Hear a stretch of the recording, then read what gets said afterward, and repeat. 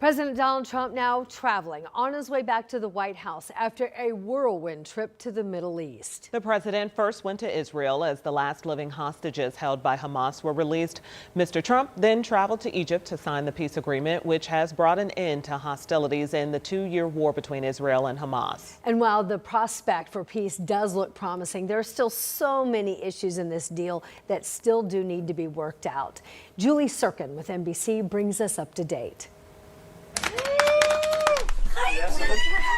In Israel, cheers and tears as 20 living Israeli hostages held for 738 days returned home in emotional reunions with their families.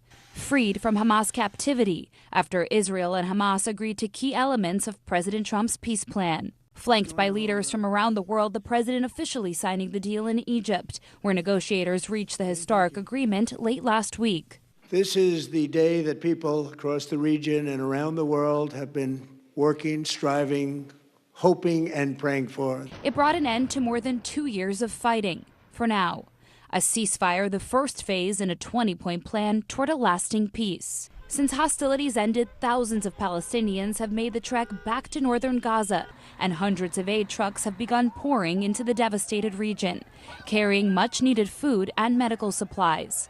The hostages are back. The hostages are back. The president starting his whirlwind day in Israel, where he addressed the country's parliament just hours after the hostages were released.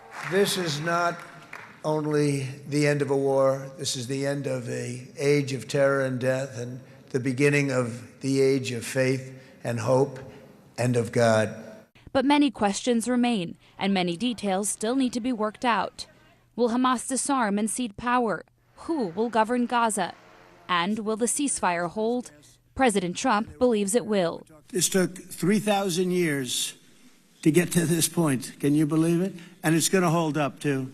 As part of the agreement, Israel also handing over hundreds of Palestinian prisoners and people detained during the war. And in Israel, while today is all about celebrating the living hostages that have been returned to their families, Hamas is also expected, as part of this deal, to turn over the bodies of 28 hostages that have either been killed by Hamas in captivity or died while being held there. Many families still waiting as search operations are ongoing in Gaza for those bodies.